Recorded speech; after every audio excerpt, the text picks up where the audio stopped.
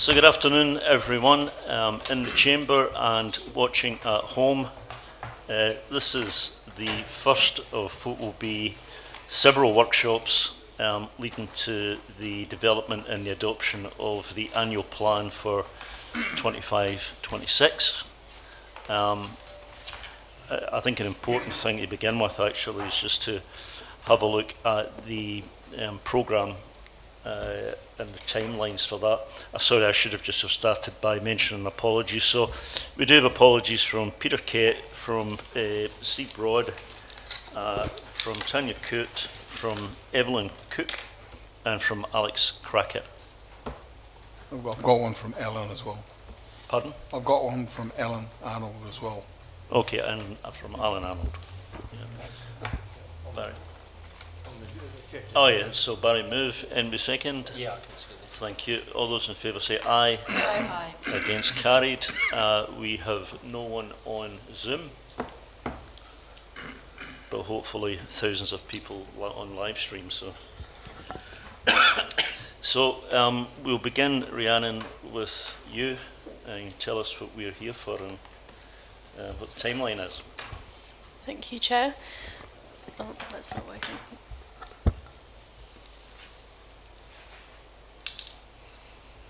Bear with me, just get the slide deck moving.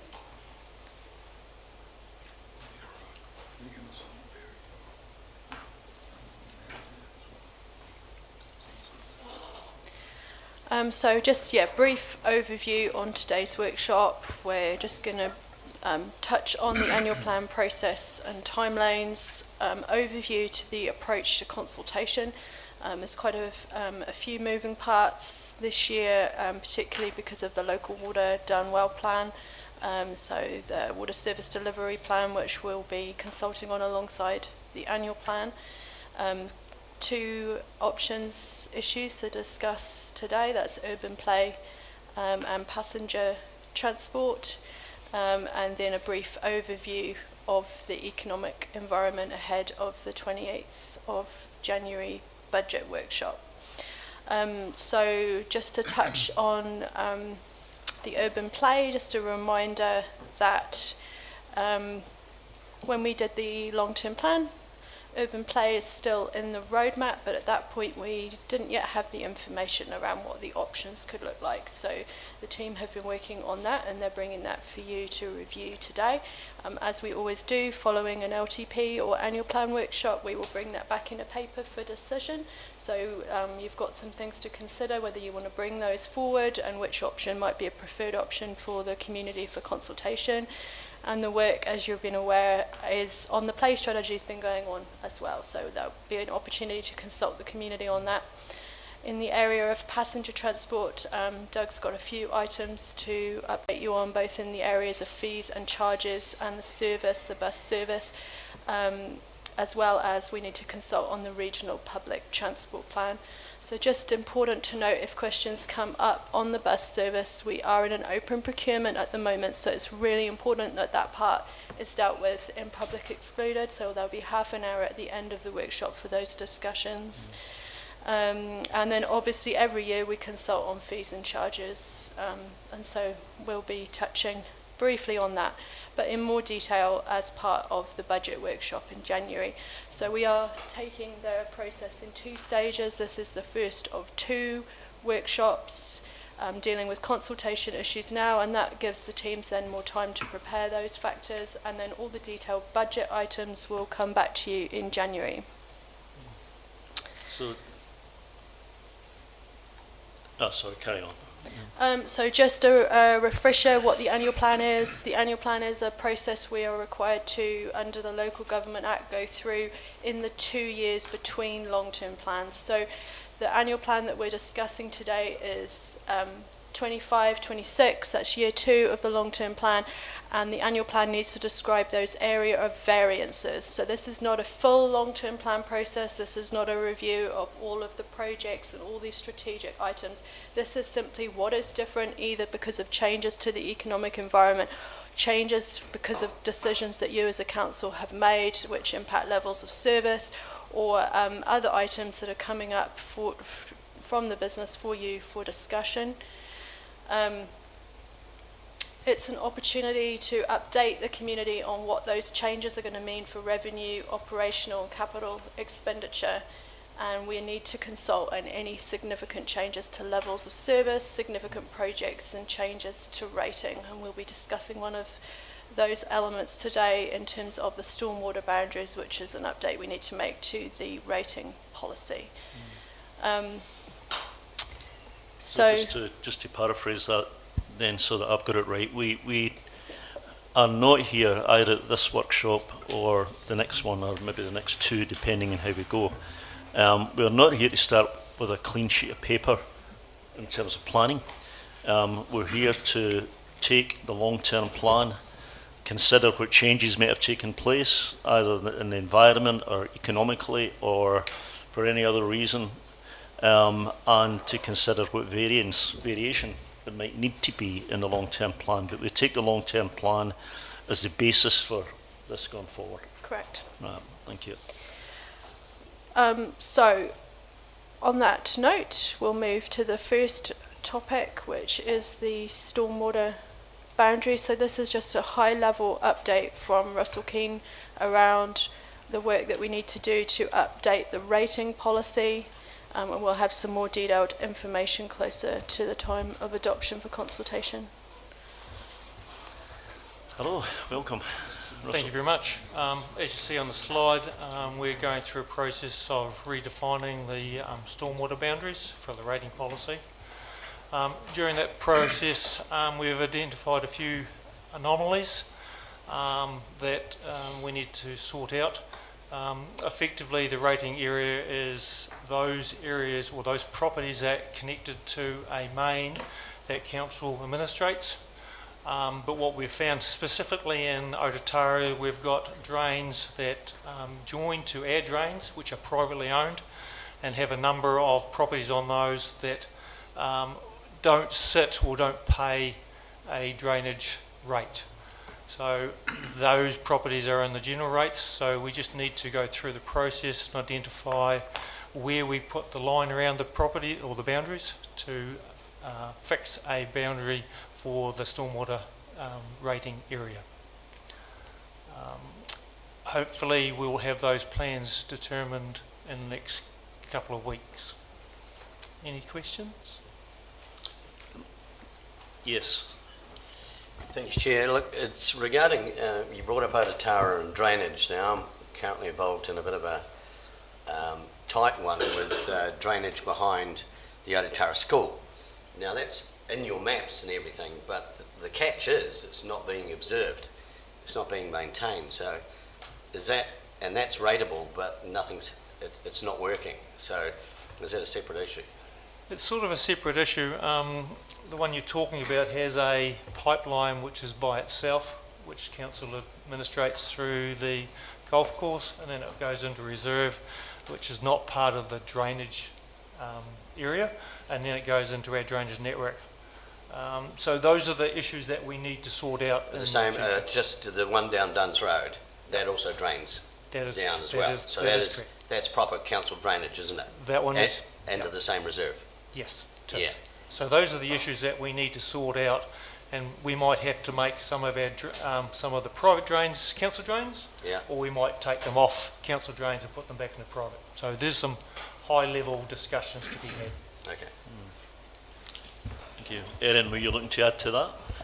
I think I'd just look to add to, there are areas of the network, and Otataru is one of them, but there are some others as well, that have, you know, a mix of, I guess, what we call residential style properties, but they're on bigger lifestyle type blocks that are, you know, challenging for us to decide how we deal with from a stormwater perspective. Those areas are usually have some form of council infrastructure in some areas, but it's usually a ditch-based infrastructure rather than piped infrastructure, and that has some challenges associated with it as well. There's also the challenge of, you know, what happens to people's, runoff overflow. A lot of people's stormwater from their rooftops in those areas goes into a water tank, but then those water tanks overflow when we have heavy rain and things like that. Where does that water to go, and how does it make its way into our network? So I think one of the things that we need to look at is whether or not we want to take a more proactive approach to those areas, or whether or not we need to look at how we continue to have a bit of an informal area, but capture that better from a rating perspective is probably fair in that respect. Thanks. Sorry, Ryan. The reason I asked was there seems to be a bit of a roadblock internally within council management between parks and reserves and infrastructure. Happy if you want to have a chat about that, but that's not the No, hand the today. plan. I'm just this is all critical though, and if we're going to rate someone, it needs to work. That's basically what I'm trying to say. Okay, thank you. Grant. Yeah, so just to clarify, so is it a mix of open drains and pipe drains you're talking about? It is, yep. Our network includes open ditches and pipes, Yeah. and swales and that sort of stuff. So would that then, in my simple mind, so a piped drain is obviously more likely to end up within our infrastructure environment as opposed to a open drain. Is that a fair assessment on a layman's term? Yes, you would, yep. So is that a guide to sort of how rate might apply, or if it's coming to almost directly into our network via pipe, then there's a differential in rate versus a ditch type environment? Could that play out?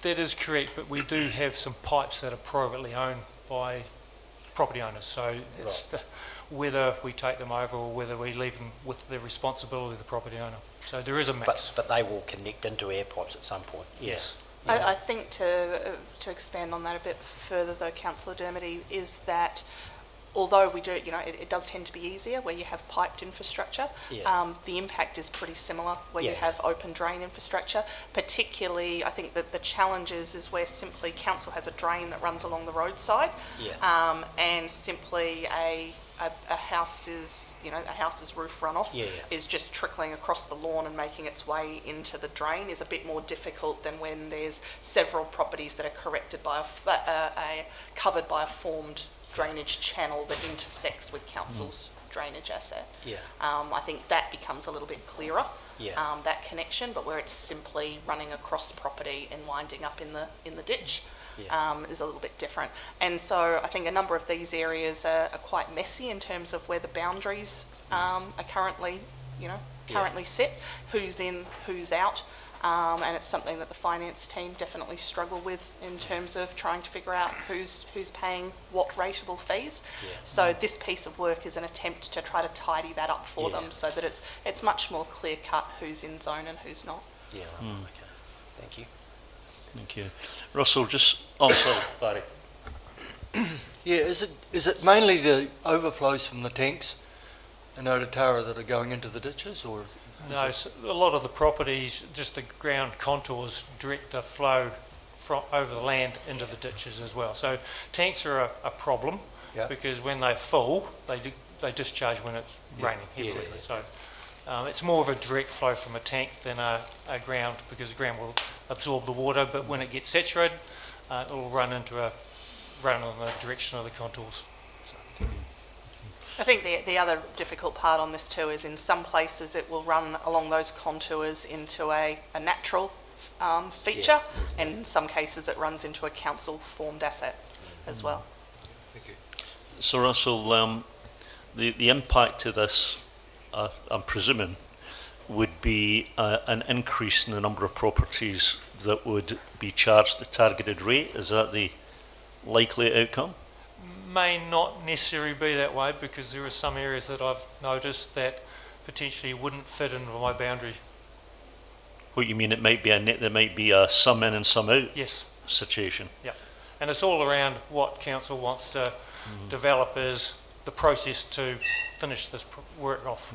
And there may also be a difference to, at the moment, there's a large portion of the stormwater activity cost is attributable to people with a direct connection, but then there's also a portion of it which goes against the general rate, which is essentially benefit of all. There's a question mark around whether we have that split right at the moment or whether or not that should change slightly, and that would be the questions that we'd be looking to explore. Okay. If it was a net positive, just so I understand how it works, is it a nil-sum game? Would it mean that the total amount of money collected would be the same, but some people would pay less and some people pay more? Is it a nil-sum game? It wouldn't be an overall effect to lifting the amount of rates collected? No, it's simply how do you apportion the cost of the activity. The activity costs what it does. It's a question of how that cost's apportioned most fairly. And if we were to, at some point, and I don't suggest this year, but at some point, decide to culvert or, pipe some of the open drains that are around the place, is that part of that total cost base? Does it Yes, sit in the same so basket? That would be the difference if as part of this work, council decided to take on more into the stormwater activity. If it were, there's some large private drains through this area that we think would be better off being a council asset, we're going to take over maintenance of those, then that would have a cost of increasing the activity. But that would have to be a decision council specifically made as part of the process. At what point will we know what the net impact to this would be in terms of houses up versus properties up versus properties down? What we'd first need to do would be have a look at, so we've just been talking with Rhiannon about potentially running a workshop with council in January, and then unfortunately we don't have Patricia here or Jamie. I'd have to come back to you on how long it would take once we worked out those boundaries for the finance team to model that change. Okay, thank you.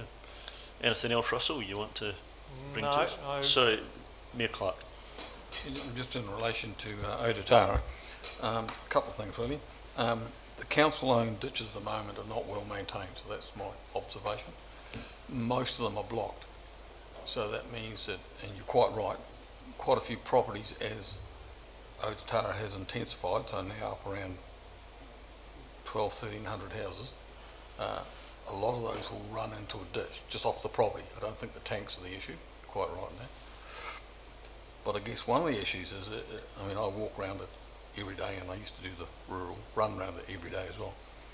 Most of the ditches that get full don't actually drain anywhere because they've got blockages, so the water doesn't run anywhere. It just sits there till the sand absorbs it. The moment you get heavy rain, it just builds back up again. So, Good system. I think what we'd it's a have worry to note that you is... start talking about piping because that'll be a big cost. Russell, can you just clarify though, are all of the roadside ditches part of the stormwater, council's maintained stormwater network? No, they're not. That's the issue. There is a lot of open ditches within the road corridors that aren't owned and controlled by the city. Yep. Who's are they? They're the adjacent property owners. Right. So they're So within the boundary. Yeah, and you also notice, and this is getting off topic, a lot of people are spraying their ditches to make them look nice, and then they collapse in that area, and we have more costs associated. So we're proactively trying to stop that. We like ditches that are overgrown, because the ditches in the bottom where the water flows is normally clean. It's just they look messy. Unfortunately, that's just the way it is. And so I think that's part of that piece around the cost level of service. If council decided that we wanted to do a better job of taking over some of those ditches that aren't currently council assets, then that's something council could look to do, but that would have a cost impact. And the other thing that was raised at, I think, one of our meetings last week was raised the issue of the high risk of open ditches in Otatara. So, Nobby, could you speak into the microphone? Sorry. Thank you. One of the issues raised last week was the issue of open ditches in Otatara and the high risk, and some suggestion that they would be fenced off. I've had quite a bit of feedback from people just saying that that's a ludicrous approach. You put a fence along a ditch, how do you clean the ditch out? I mean, at the moment they use front end stuff to take them out. You'd never be able to clear them out, I wouldn't have thought. Sorry, can I clarify within the piped network versus the ditch network? And just the last reflection I'd make is the issue of at what stage do you start activating further work on the ditches? And I can only recall one part of Otatara where the ditches get in heavy rain, an overflow that gets onto the road. And that's one of the key indicators. You don't want your roads being chewed up, and that's in Marriman North, which you'll be aware of. But other than that, all the other places, the ditches actually cope with them. They get full. People get a bit uneasy when they see them full. But Yeah, and look, there's also some isolated areas where you move from the ditches into the piped network, and therefore you have a reduction in capacity that can create some isolated flooding on roads, but it's usually not only for a short period of time in heavy rain events. yeah, I've noticed a few developing sections put their own pipes in, so they can put the driveway across it, but it sometimes creates more problems than it solves. Yeah, absolutely. Yep. I Thank think, you. Erin, you gave us last week, you gave us a little bit of teaser about, the ditches in Otara, and I must admit, I've been driving around looking at them ever since you mentioned it, and to be honest, I mean, I lived in Otara for years and years and years and years, and I don't know if I've ever really looked at them. But, driving around and particularly looking at them, I was quite shocked at the depth of some of them, and, and there's no, I mean, if you look at Duns Road just outside the golf course at the, incredible, on There a are main road. significant ditches. So I think you've whetted our appetite to hear a little bit more about that. Now, whether that's through this process or next long-term plan, probably. Yeah. But I think it's a matter that will be of interest to council when you bring it back. Trish. Am I right in that we're not consulting on the ditches as part of this? No, that wasn't No. the intent. It'll be another piece of work Yeah. altogether. Yep, thank you. Okay. So, was there anything, Russell, that you were looking to get from the council at this stage, other than just to hear the fact that you're doing the work? Were you looking for some guidance, or? Not at the moment. At the next workshop that Rhiannon's going to organise, there'll be some specific questions that will be raised around how do we actually formulate this boundary, and we will have some options at that time. Yeah, and obviously, as you know, we don't make decisions at workshops, but we can, I guess, give officers a bit of a steer about the way that we're thinking, and they then bring back papers to council that, that get approved or not. But okay, thanks very much for Thank that. you. So now we have urban play options. Caroline and Chris.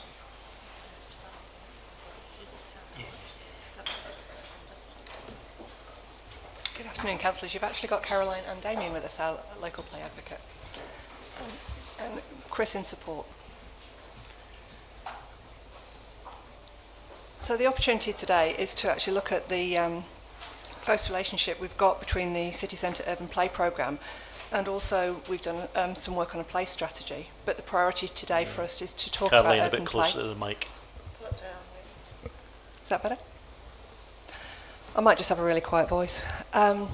So what we've got is a bit of a reminder here. The City Centre Urban Play Programme comes out of the City Centre Master Plan that was done some time ago. Play was one of the significant drivers for the Master Plan, where play is directly linked to supporting economic vitality, hence the driver and the title of Urban Play, to make you stay. It refers to staying and spending. The programme's been in the last two long-term plans, and community and stakeholder support has been quite strong for this. The programme has clear alignments with our own strategies, like the City Centre retail strategy and the arts, culture and heritage, and also with Beyond 2025, the Southland Regional Long-Term Plan, and also Marahiku Southland Destination Strategy. It's an important opportunity that we also take to realise key aspects of our play strategy. We're now at a point where we can move forward with this programme, and the budget of 4.956 million across 4 financial years, and that's 1.6 million of the budget earmarked for the next financial year. Excuse me.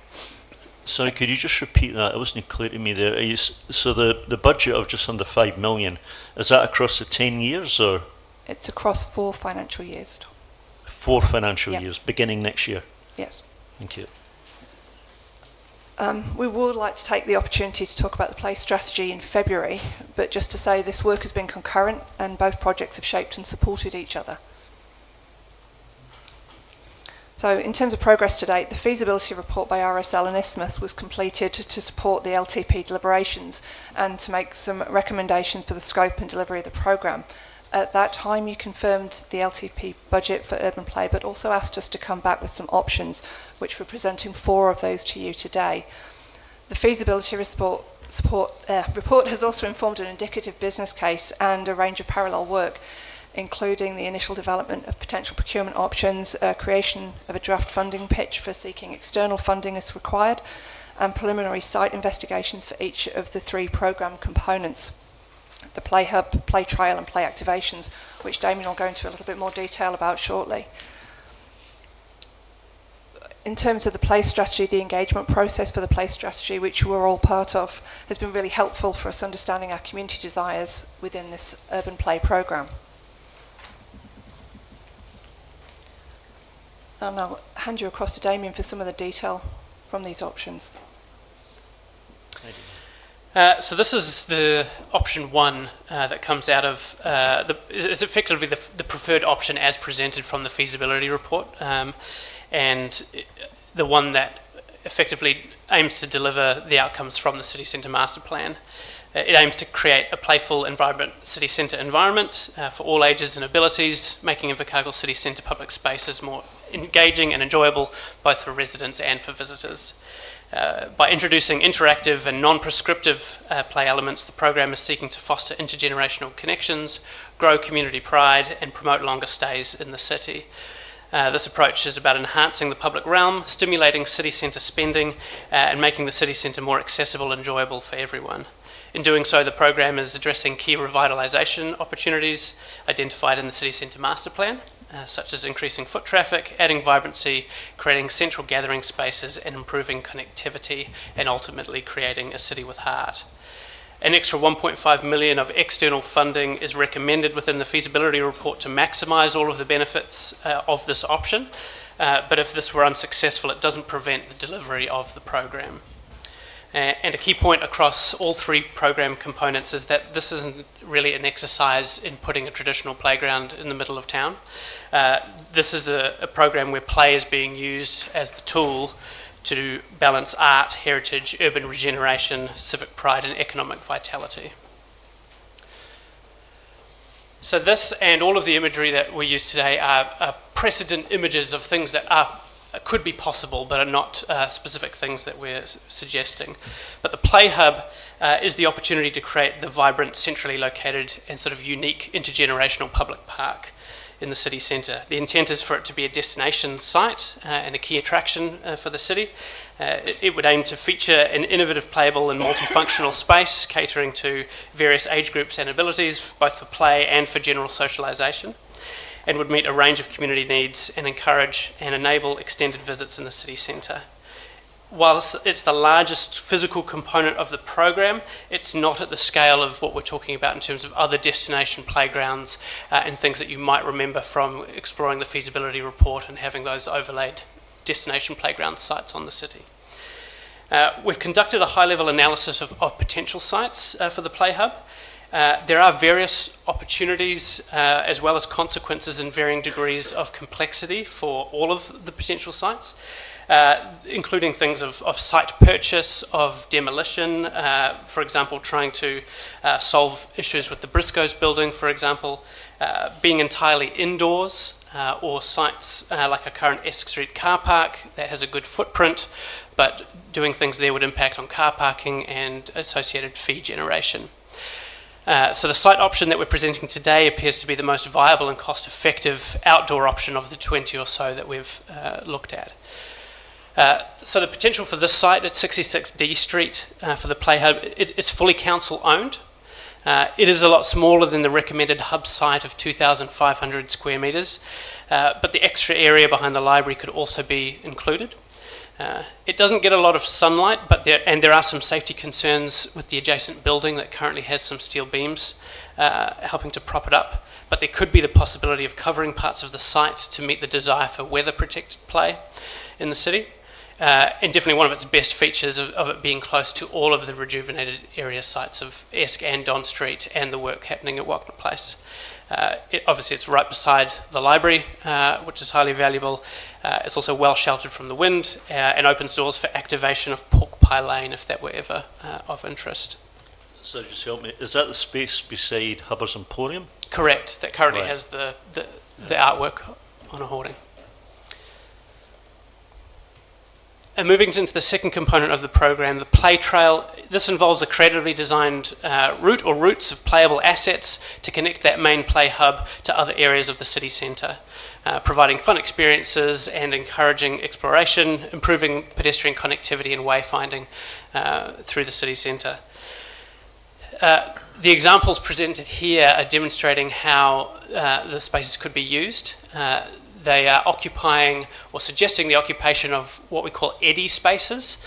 So we have a lot of expanded footpath areas that are currently unactivated that could be activated through this concept of a play trail, both along D, Esk, Tay and Calvin Streets as desired. And this would be accompanied by a map that you could pick up from council facilities to show you how you could move through those spaces, and could be quite easily integrated into current and future arts and sculpture trails that have been previously discussed. And then finally, the program would include a dynamic short-term installations, events or activities, things like artworks, giant games, temporary parklets, etc., in order to maintain interest and excitement during the development of the program. This would keep the city's play offering fresh and engaging, whilst also allowing for seasonal themes, community-led initiatives, and the testing of new play concepts. So you could test using play activations to determine concrete decisions for play trail features, for instance. This would involve some kind of activation calendar developed in partnership with Great South, with opportunities that would include the inclusion of play within existing city centre events, like the food market we had on S Street over the weekend, new play activations during school holidays, participation in national and global celebrations, such as Play Week, Parks Week, Children's Day, Neighbours Month, things like that. So that is the full program through option 1. Option 2 is a scaled down version of the program. It could still include all 3 elements, but this would reduce complexity, lower implementation risks, and commitment to a lower budget would also remove the effort of looking for external funding. On the other hand, less investment would reduce the wow factor in the city centre and have less impact on city revitalisation. And fewer opportunities for community engagement and activities, and may not fully meet community expectations in terms of city centre play.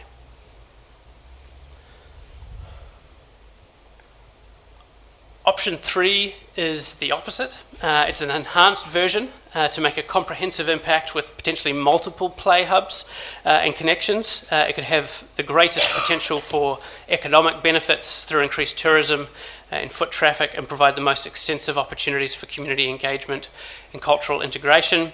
However, this would involve additional budget requirements. It would increase the importance of being successful with external funding and bring increased complexity and greater implementation risks, as well as higher ongoing maintenance costs and operational requirements.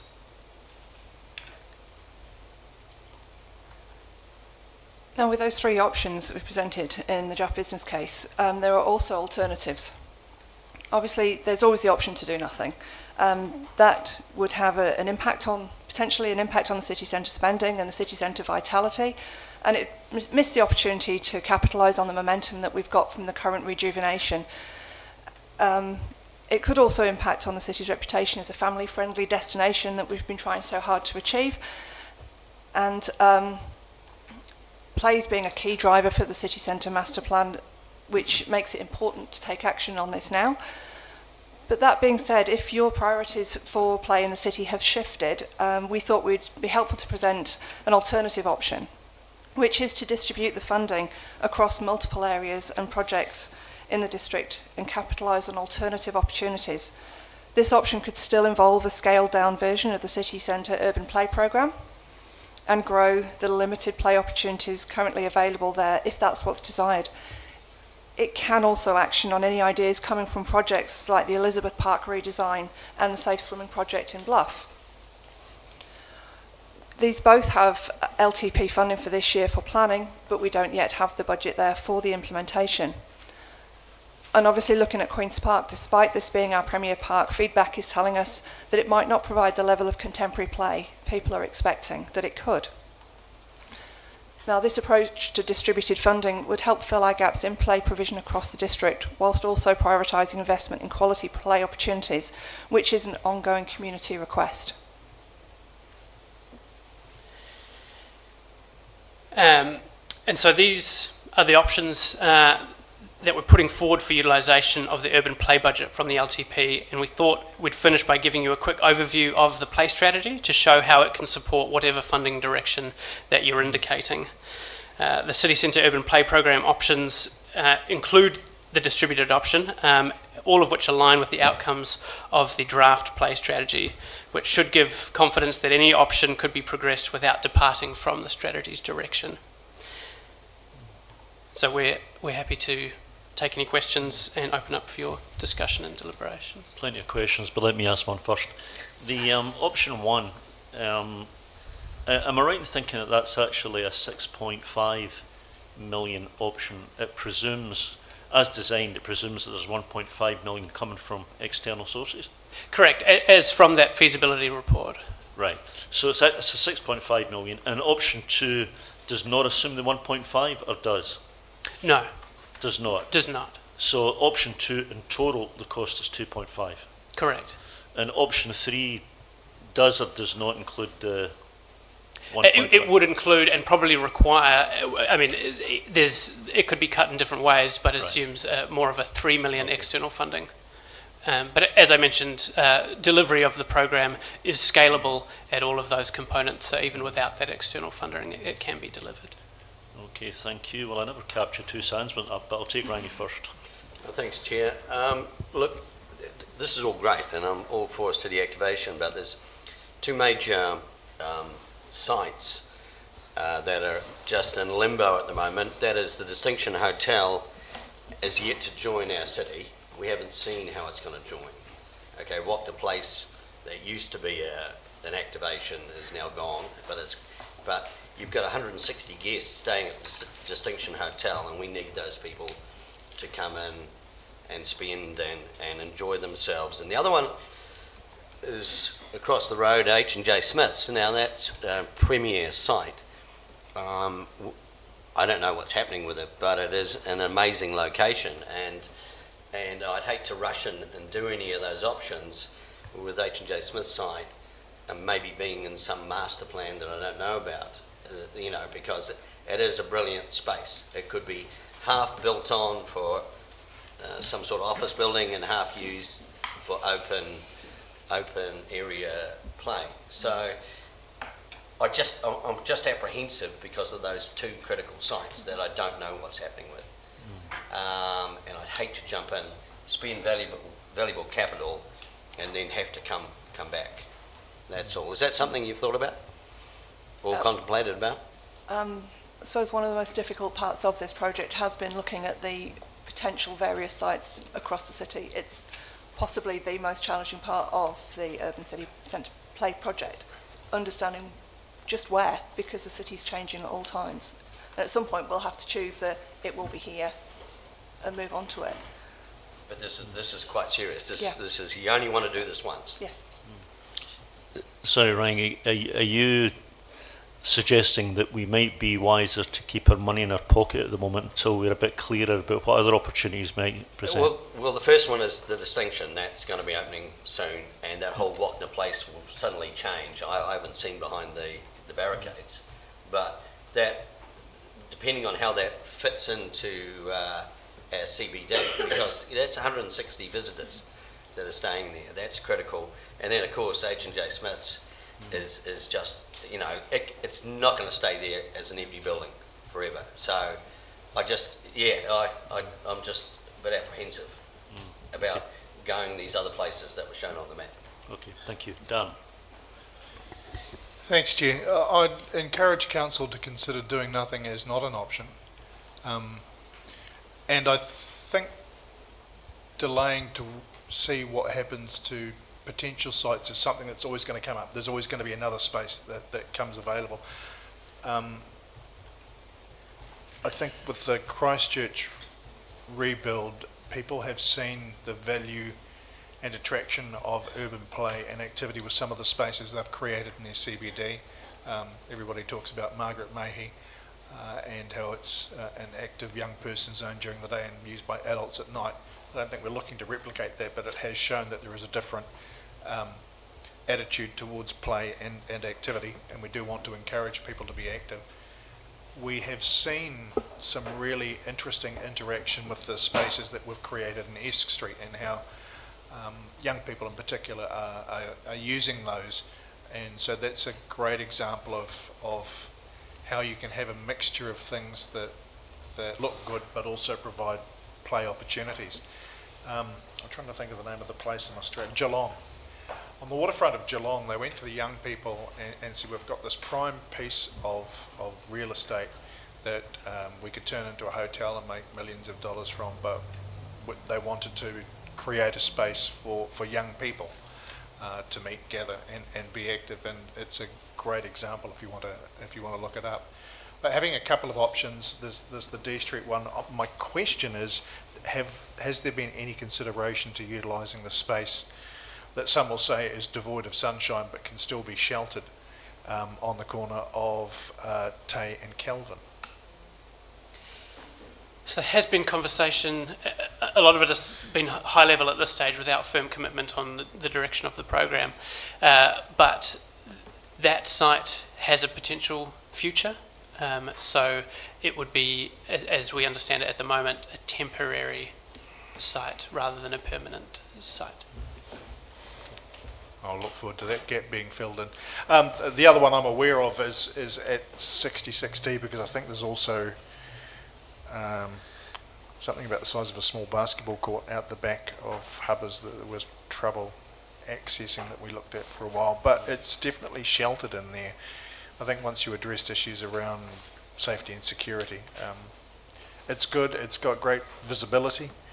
And that's what you want from these play spaces. They are interesting, they are attractive, they're a way of enhancing how the CBD looks and how the city's perceived, as we've seen happen in Christchurch, for example. Thank you. Thank you, Grant. Yeah, thanks, Chair. Couple of questions. What's our operational spend annually on play as a component of our parks budget currently? Operational spend or the capital spend we have available? Operational spend. I'm going to look to Chris here because he's...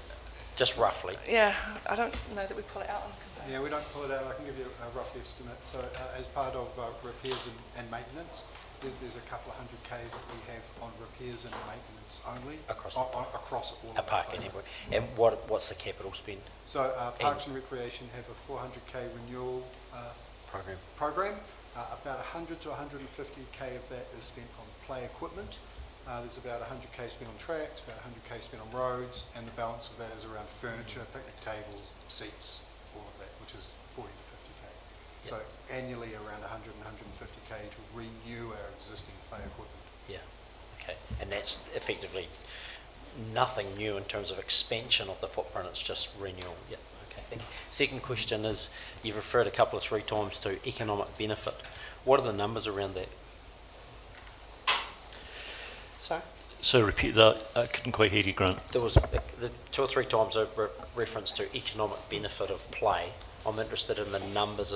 What are those numbers? If you have a concert, you can multiply out the sort of visitors times dollars equals the economic benefit. If the Stags play Targo down here, you can measure the economic benefit. What's the economic benefit of this? You've talked about it. So play directly is one of the most under-researched and difficult to quantify the direct numbers. Most of the research that we have available is more talking about pedestrianised streets, active transport, public spaces.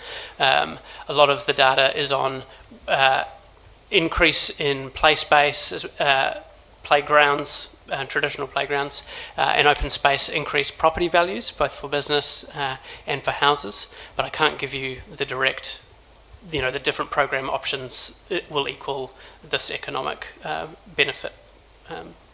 Through you, Chair, if I can chip in, there's another unquantified economic benefit, and if you cast your mind back to when your kids were small, whenever you would talk about coming into town, there'd be the usual moaning and groaning, and the demands to either go to McDonald's or Chipmunks, and it wasn't for the food. What the kids wanted to do was to go and have a play. And by generating that kind of space in the CBD, it means that if you've got business to do in town, you can bring the kids in, you can give them some exercise and some fun and buy yourself time once they've gone through that to go and stay longer and potentially spend more.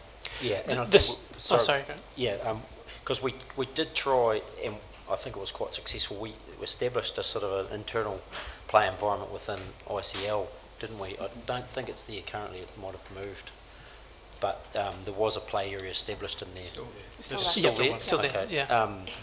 So that to my observation has been very successful, and it addresses what Councillor Ludlow's brought up. I suppose where I sit on this is, like Queen's Park's a magnificent asset, but what you've said about the operation of CapEx budget, we're running on a thin, investment program. So, and then you talk about Elizabeth Park. I know the Bluff community would love some investment in a couple of their parks. They'd love a pump track. So maybe we're better off to enhance what we have as opposed to develop something new. And the other thing it ticks for me is, the accessibility. It's accessible to different parts of the city and young people and all ages, I suppose, as opposed to creating something new. And look, it would be wonderful, but I think we've probably got to live within our existing sort of means as much as we can, and if we can enhance slightly our programs operation and CapEx wise and enhance the existing ones we've got, I think we've got a better outcome which is more manageable from a rating perspective.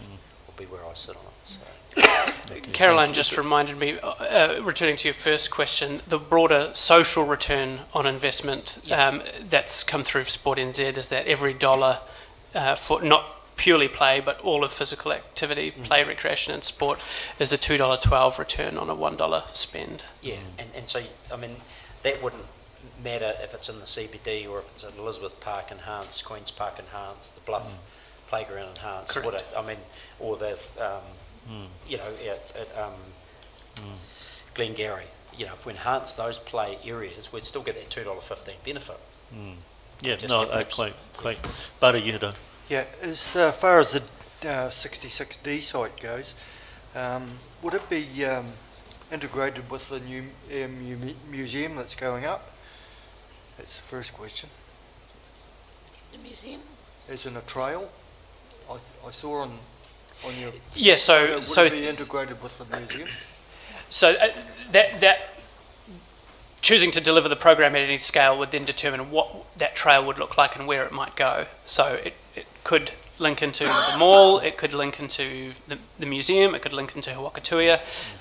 The challenge sometimes with the trail is that if it goes too big and too wide, then it dilutes its power. Okay.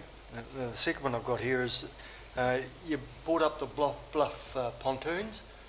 Now, it's very dangerous with kids jumping into the water when we're launching boats. We did look at a separate pontoon for kids to swim to. Is that still on the plan or is it gone? Correct. So there's 50,000 in the LTP for this financial year for planning and investigation, and that's ongoing at the moment on creating a safe swimming place that wouldn't have that conflict with moving vessels. Okay, thank you. And sharks. Moving vessels, I suppose. I'm assuming that these projects are scalable in the sense that if you take option 1, for example, you don't have to spend all of that money on day one. You could, even if you committed to option 1, you could spend it over a reasonable period. Would that be the case? And if you did option 2 could then take on some of the components of option 1, for example, later. So all of them, I presume, are scalable in the sense that you don't have to really choose one or the other so much. Would that be right? The current budget, Councillor Campbell, is across 4 years. So Yes, we would yeah. keep that investment going over the next Yeah. 4 years. I think one of the things that I would reflect on is that if you look at how much money we spend, let's say north of Tay Street, for argument's sake, on Queen's Park, on ICL, on the new museum, it's very substantial. If you look at how much money is spent on, community opportunities south of Tay Street, including well south of Tay Street at Bluff and Elizabeth Park, then the answer is not very much, actually. So I've got a lot of just personal sympathy for the idea that if we had money to spend, upgrading play at Elizabeth Park would be particularly attractive, and at Bluff actually. If you want to do something in town, you can always find something to do. You can always go to Queen's Park and go to the only other thing I would say is that Hubbard's, the space adjacent to Hubbard's Emporium is an eyesore, and we own it. So there is a certain attraction in saying, probably not for a huge amount of money, let's do something with that really spruces it up and makes it look good. So I guess we'd all have our sort of pet projects that we'd probably put in the list. But I think mine would be, if you were doing something in town, I wouldn't mind seeing something done with Hubbard's, with that space next to Hubbard's Emporium, because it's an eyesore. But then, I'd really love to see us doing things down south, Elizabeth Park, and so forth. Trish, you were going to say something. Yes, I have 2 or 3 questions. First of all, you say Carbon Tay is planned for something else. Is it possible that we could have a hub there in the immediate future, because it's available? Possibly. And then it could be changed. We've tried it, we've put it there, and then perhaps look for something else. Is that a possibility?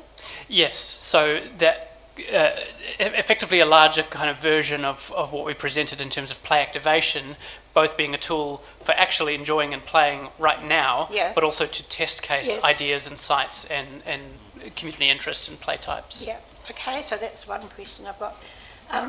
The consultation, does consultation always need to have the council's point of view or preference? I'll take that one, Chair, if that's Thank you. It's certainly, I don't know if it's essential, but it's very recommended because, well, it really is essential actually for the annual plan, because we have to put something in the budget.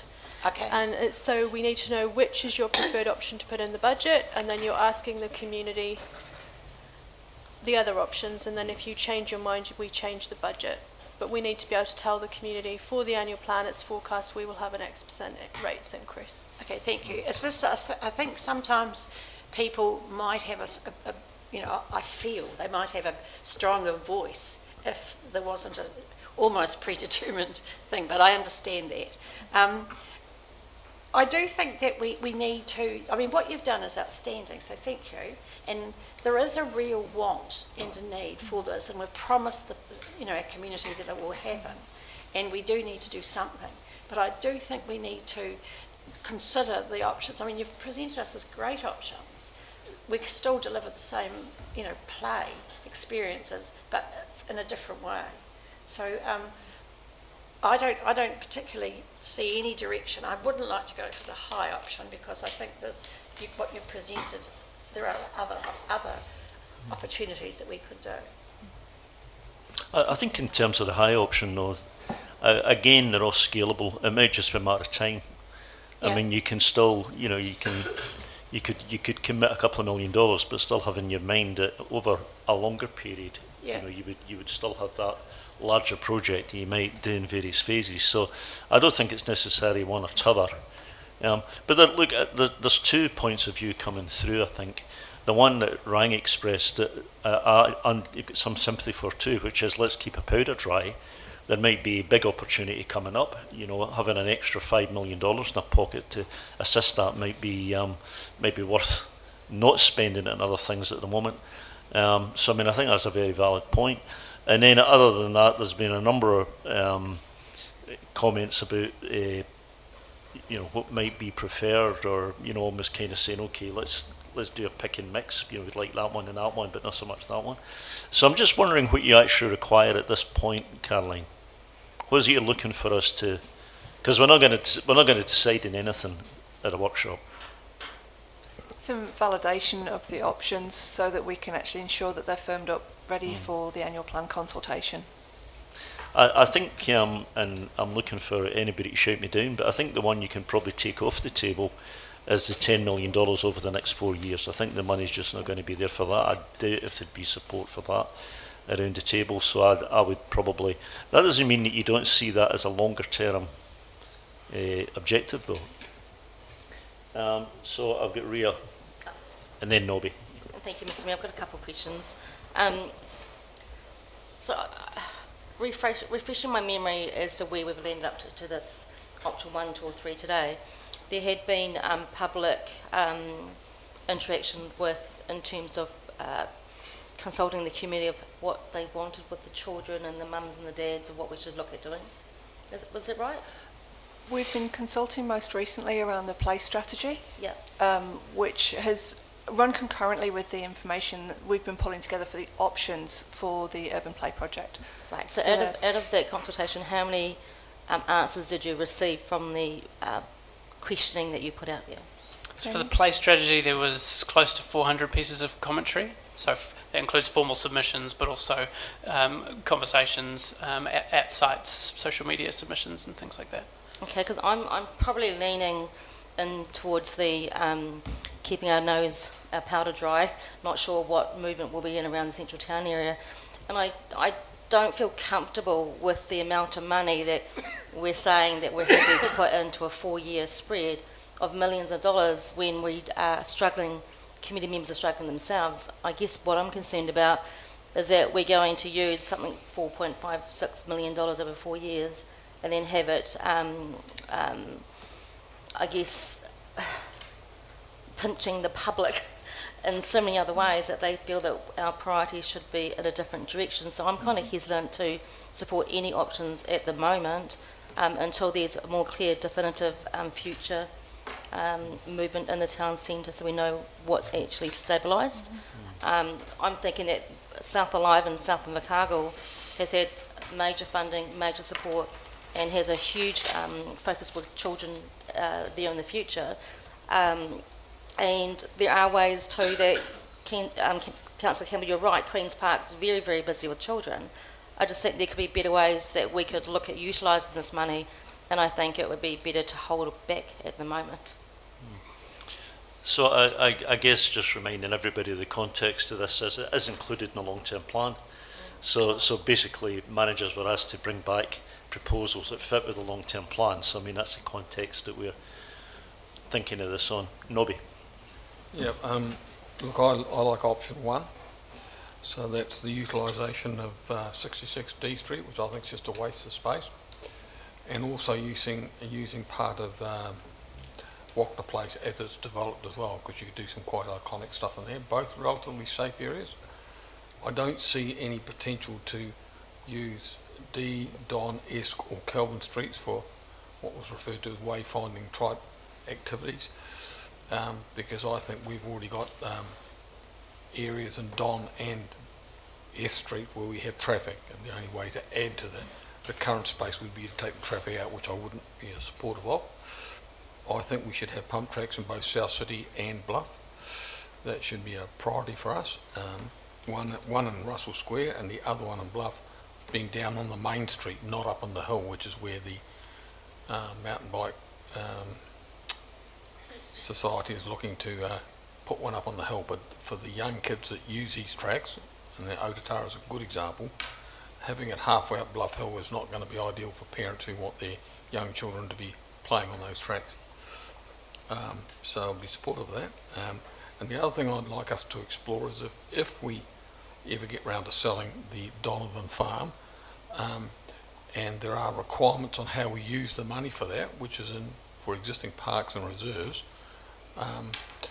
would we be able to get ministerial approval, because there is a potential for ministerial approval, to take some of that funding back into this play strategy around the city? Yeah. Not technically on reserves. Obviously we've got the parks people here presenting it, so that's our window in. But to say that, I think that would probably feel okay for the minister to be investing in that sort of area, given that urban plays a development that's probably long. It's come around more recently than the Reserves Act, which is back in the 1970s. So I think that would be certainly something that we could test the appetite on, I guess, as we go forward. But I think those other two sites, 66D and Wachner Place, are worth having a look at. The other option we do have is in behind the old bank building, which is where the piazza was meant to go. I don't see any development going on there, and that would be an ideal place where you could go to the mall and step out into a play area directly out of the mall. the moment, as like Grant said, there's a wee play area next to the Vietnamese restaurant at the moment. It's not a hell of a stimulating for young kids, but it gets a lot of foot traffic from those young kids that, while they're at the mall, want to have a play area. So there's potential there as well to grab that space and develop it a little bit more. Thank you. So, hoping to narrow options, I think you've just added another 3, Nobby, to the... You've given me 4 options, you'll walk out with 7 or 8. Okay, Emirates. Leslie. Thanks, Mr. Chair. There was a reference to 10 million over 4 years, and I just want to clarify that because that's not the number I read at all. The number I read was 4.96 million over 4 years, which is very different. So Yes, so that was reference to option 3 of Yeah. what an enhanced version would look like, Yeah. not the recommended full program from the feasibility report. yeah, so 10 million over 4 years is not what was. Yeah, thank you. Okay, since we're expressing some preferences or giving you some direction, I very much like the idea of exploring 66D Street further. Sorry, Leslie, I can't hear you. The 66D Street proposal, I very much like the idea of keeping that one in and exploring it further. I think the reference to Elizabeth Park and other areas, including Bluff, are well worth proceeding with, but to some extent are already in our long-term maintenance plan anyway, and there has been some input already into South Invercargill and various parts, including Elizabeth Park.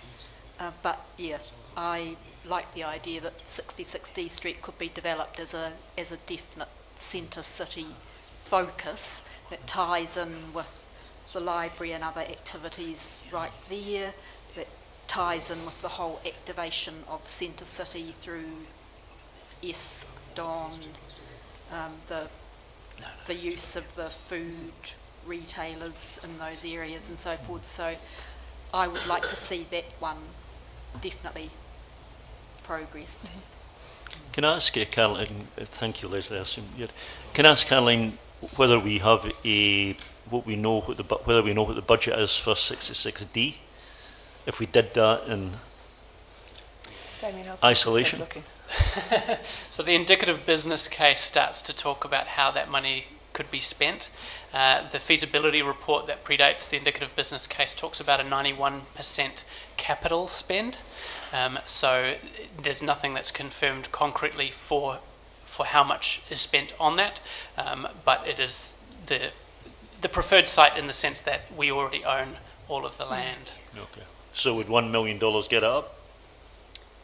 It depends on what's being built. If you're trying to build something as tall as the car park adjacent to the library, then perhaps not. But certainly it could be well activated in different ways, depending on what the spend is. Yeah. So I think it might be that as we move forward, we drip feed this project rather than agree to 10 million or agree to 5 million. We don't have to, because we get a chance to do the annual plan every year. It might be that we try to prioritise particular projects first, and I think it also might be that there is an argument that's coming from 3 councillors for keeping our powder dry, but with probably different reasons. Ray and Rangi, let's see if we need the money for something else. Nobby, well, it might be that if and when a proportion of Doniphan Farm is sold, it might be that would be the ideal use for it, and could be kind of Pridco Pro as part of the overall offering to the Minister, that some of that money's taken and put into play. But there are, there's that feel maybe we delay, and the other one, well, maybe there's some things that we could do now. So that's why I kind of come to the conclusion that it may be that a paper that shows a more drip feed approach to, doing priority projects first, if I can put it like that. And from discussion today, it might be that you can identify what those are, and it might be that we can get a couple of those into the annual plan for consultation. Might be. we get anybody else to speak? Is that enough guidance for the moment? Sorry. Sorry, through yourself, Chair. I would also highlight, just when you're looking at those options or requesting those options to come back, you may want to have a paper on what all of the existing sites were actually purchased for in the first place, just to indicate whether they are surplus to requirements from a council perspective or not. So that's something to add to the mix in relation to those. Thank you. So I think that's probably all of the guidance you're going to get. So you went away with far more. You came with 4 options. You went left with 7 or 8. You know, but I mean, again, just to echo what some have said, if we had funds available, then we'd probably want to do all of them because they're all good ideas. Councillor Campbell, can I just check in on one last question? So we obviously brought you the options of what the Urban City Centre Play project looked like, and we've also brought you that distributed play option. Is that one of the options you want us to come back with? Say the second part again, Caroline. You want us to come back with a distributed play option as one of the options for your paper? Yep. That was the last one we showed you that had Elizabeth Park. It did have Bluff on it. And Okay. I see a number of councillors nodding, so. okay. Yeah. Thank you. Okay. Thank you. Thank Is there any way we could get someone to lead this project and we pay them to So now we have Doug. So there's a number of topics on Sorry, Chris, were you going to say something there? No. Ah, you're just going to. Just to say, Chair, there's a number of topics on passenger transport. So the first 2 Doug will work through, and then we'll move into public excluded for the 3rd one.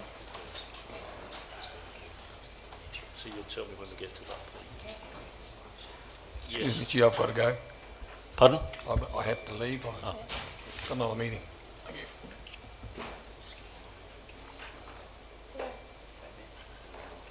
Kia ora, Mr. Chair, ladies and gentlemen. I'm going to talk to you today about passenger transport. Ostensibly, this is about the requirement to consult on a number of changes that got built into the annual plan. At the moment, we have the Regional Public Transport Plan Review. We're required under legislation to review that every 3 years, on the first 3 years of the new plan, and that is exactly what we're doing at the moment. We've already held a workshop and with our stakeholders and consulted through that. You may or may not have seen the policy change from the government regarding private share for public transport. This is significant for Invercargill, and I'll be talking you through that as well. And our upcoming tender for new public transport service, which may or may not include a change in the level of service. All of these require consultation, obviously. A mid-term review for the RPTP is about reflecting on the achievements that we've got to within that first 3 years. We are in the middle of that at the moment, so I can't reach any major conclusions. However, the elements that we've examined are how appropriate the targets were when we set them in 2021, updating for the current environment, and the difficulty in the current environment is constantly changing depending on, I might say, not unkindly political will and political views. We're also going to address the impact of the possible approaches to the new contract. The changes in government policy have been, because they're in the last 3 weeks, we are adding that into the RPTP to account for that, because there is a financial impact and there will be a patronage impact, which I will talk to you about. This will move to public consultation next year. Once we've finished public consultation, we will then combine that with the stakeholder feedback and any wider feedback we've had, and that'll be included within the plan, and should we need to realign, we will. This is the interesting one. Passenger transport fees and charges. Now we have made changes, or proposed changes within the annual plan for fees and charges to take account for government policy.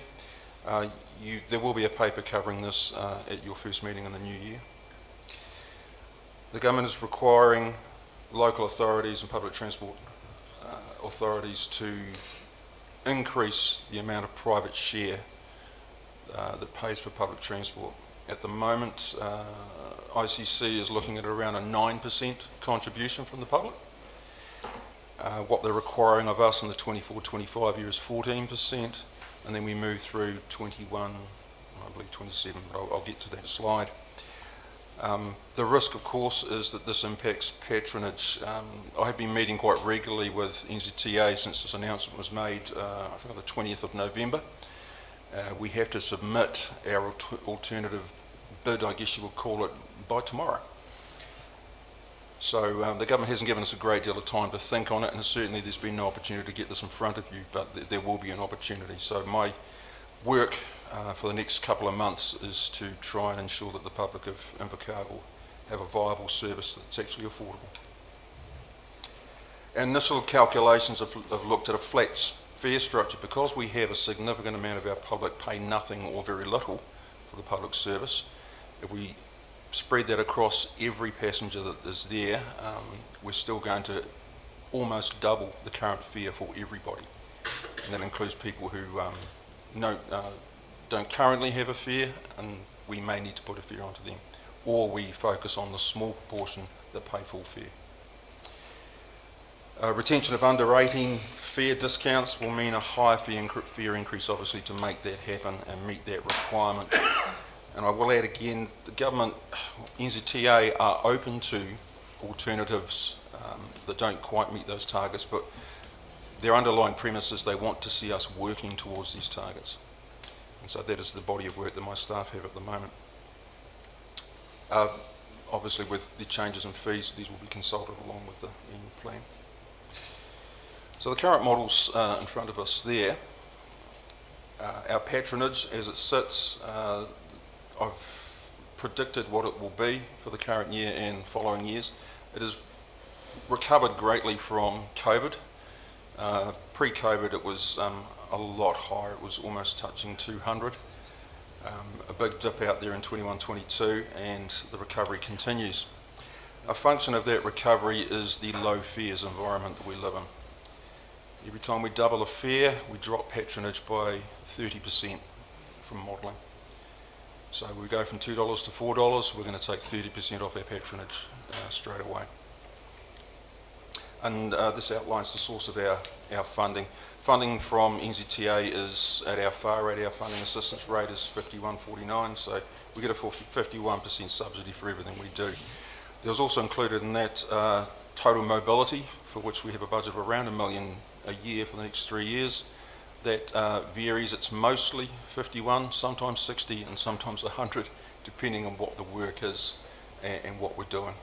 And that is an important part of the growth in total mobility. Needs to be noted that I think it's a more efficient way of identifying people in need, and we need to address that. Just before you leave that slide, Doug, the shocking increase in ICC forecast doesn't seem to be driven by policy. It seems to be driven by the total cost, which goes up by a factor of 2.5 times. Can you explain that? So it goes from, in 2021, the total cost 1.17 million. In 2026, total cost 2.75 million. And that's what drives the increase to us. Yeah, through you, Chair. The cost increases that we're predicting are from the fact that because we're procuring and we haven't procured and things haven't adjusted so much, we're looking at significant operational costs that the operators will have. So it's a 9-year contract. They have significant capital investment to make at the front end, and we're talking about EV buses, some infrastructure.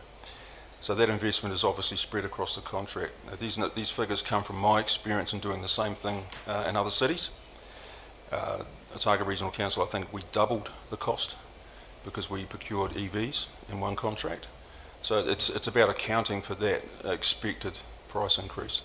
So how much is built into the LTP? How much?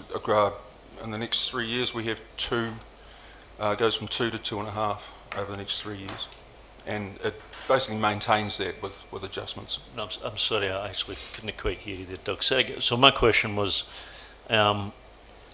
are these numbers the numbers that we've used in the long-term plan? I'm just looking at it now. Yes, they are. They get to reach a height of, for the moment, of about 2.8 million in operational cost. Okay. So these are the forecasts which we have assumed at this point through the LTP process. So there's no new information in that slide. But you showed us before that there's been policy changes. Are you going to show us what those policy changes will do to those forecasts? In terms of funding, it won't do anything to the forecast because this is private funding, so it's about the effect it has on fares. So Right. this is the private contribution to the service. So I'll move on to that. Can I just go back to that last slide just to confirm. So if I take the patronage and divide it by the fares, then effectively it's $1 per person or per fare.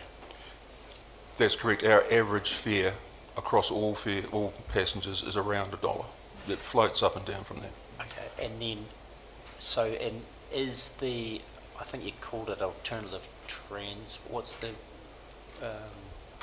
where people can call a taxi and it's subsidised? What's that called? Mobility. Oh, sorry, yeah. Is that included in that cost? The cost of that included in there, or is this just? No, this is purely the public transport portion. Buses. This is buses. So for every $1 that someone pays in fares, we are putting in 5. Is that the? Allow me to be horrified. Yeah, from those numbers, we're putting in. To put it another way, the ratepayers paying 80% of bus fares. It's funded. Yeah, passengers pay around 9 to 10%, roughly, of the total cost of their fare. Half of the remainder is paid by council. The other half is paid by NZTA. Yeah. Yeah, so we pay 80% basically, or thereabouts. No. Well, no, we don't. We pay 40%. 40%. Government pays. NZTA pays 40%. Yeah. Thank you. If you ran that chart back in time, I'm sorry, can you put it up again, Doug? If I ran that chart back in time, how would ratios look? I noticed 21-22, it was basically for every $1 spent on fares, we were putting in $3, basically. Yeah. ICC were putting in $3 for every $1. 25-26, we're forecasting that for every $1 we'll put in $6. So, my arithmetic's not particularly good. So basically we've doubled our contribution over a period of 3 or 4 years. Through you, Chair, that is what's triggered this policy change by the government. They've noticed this. They've noticed that the contribution other than government and local government has proportionally lowered.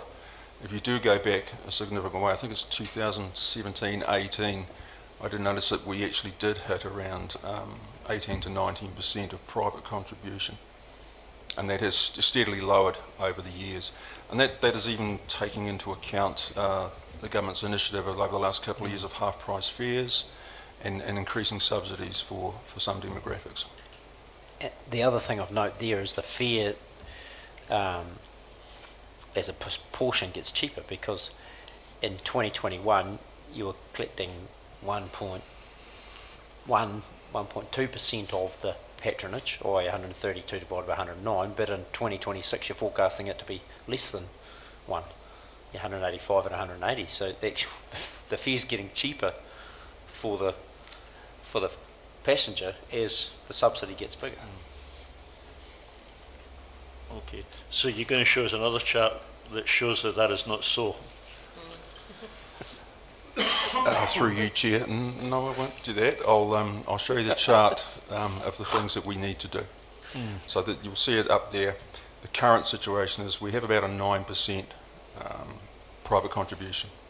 Now, private contribution covers everything that is not subsidised by local government or central government. So that includes advertising on bus shelters. In some centres, advertising on buses is taken, the revenue from that is taken by the authority. It hasn't been my experience to be common because the operators obviously like to retain that income. But the opportunities here are obviously a bit limited. We're not Auckland or Christchurch or so on. So other income streams are limited. So the one tool we have is to increase fares. And these have been part of my discussions with the NZTA over the last 3 weeks, more of which to come on that. It's also, I had to check the bylaw to make sure that we were actually allowed to advertise on bus shelters and advertise in many other ways around the public transport system, because some centres just don't allow it. I know in Otago the bylaw says you can't do it, and there's certain places elsewhere as well, so it's important we recognise that. If I can come back to this for a second. Now, the 9% we have at the moment, we've got to hit they're requiring us to hit a 14. I'm going to go back to them with an alternative figure, something that we can stage and reach. And you'll see, because the reason for that is because of the substantial increases I would have to put on the fares. You'll see, within 2 years, we would more than double the fares, almost triple the fares, and that's not accounting for CPI rises or anything else that we face within the operation.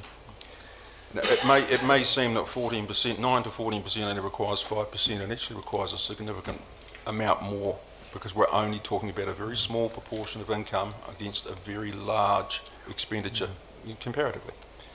But what I don't understand, Doug, is that what's driving the overall effect is a total cost which is about 2.5 times what it was 3 or 4 years ago.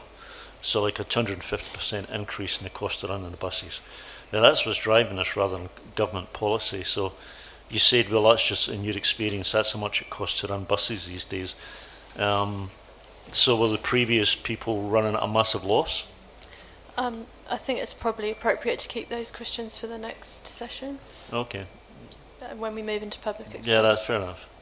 Fair enough. Through you, Chair, I can address those in the next session. So just a question on your passenger growth forecast. So what interested to understand what's the methodology behind that, and then what's the capacity opportunity. So what I mean by that is that, if we strike the right balance through network, service and charging, will the capacity usage double, triple, or is the flex in that, is there only a certain percentage of bus rides that are ever going to be taken, no matter what your network is, what your mode is, and what your fare is? Through you, Chair, it's a very good question. Invercargill is a unique network environment. 65% of our passengers are under 18. So we carry a great deal of school kids, students, and 20% are community services cardholders. So we have a demographic there that it's about providing a community service that doesn't impact families. And I think we shouldn't lose sight of that fact. The prediction for growth is based solely on the current fare model. The impact of future growth will be from the new fares impacted, and that's yet to be modelled. Okay, so do you see that user trend would remain the same and just get bigger, or is there a new user group coming into the market to increase usage? Not you, but the modelling. Yeah. Sorry. For the Invercargill market, no, because the settings in the environment have been changed. Will be changed significantly by this.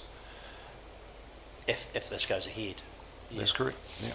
So then, okay, those numbers are interesting around usage, because your school usage being 65%, more than half, is a particular time, isn't it? So we have buses running, doing 8 trips a day, and they're only full for that morning trip to school and the home trip to school. I know it's not that simple, but in effect, so that says to me we've got an opportunity to have a very bespoke service which could reduce costs to meet the need, or the school times, and then how you might cater for those others that have a need and I'll call it dependent need, that might seem unfair, but that's their mode of transport, right? That's their main means of getting around the city.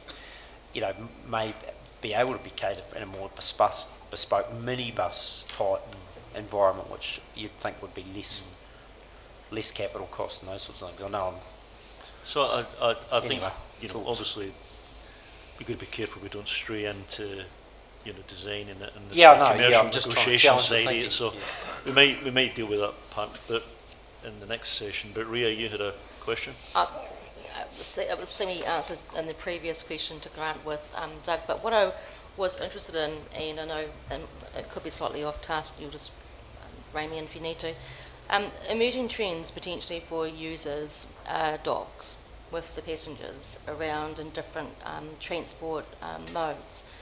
Has there been any kind of thought into people wanting to take their dogs on buses with them as a extra user, a income potential? Has there been trends that you've seen in certain cities or regions that are actually pushing to have that happen? Through you, Chair, I can't say I have, and I'm saying I don't think anything's off the table. I know some cities do encourage that. I do have experience of that happening, and it really did require a slight change in the bylaw in terms of dogs. Yeah. It's about people's safety is the focus on that. It's just interesting because it seems that people are becoming more asking those questions. Can our dogs travel with us on the bus, on the plane, anywhere? So it's income. Thank you. Doug, we'd better let you carry on with your presentation. So we're ready for that, are we? Okay, well, will someone move that we, thank you, Barry, seconded by Leslie. All those in favour say aye. Aye. Thank you.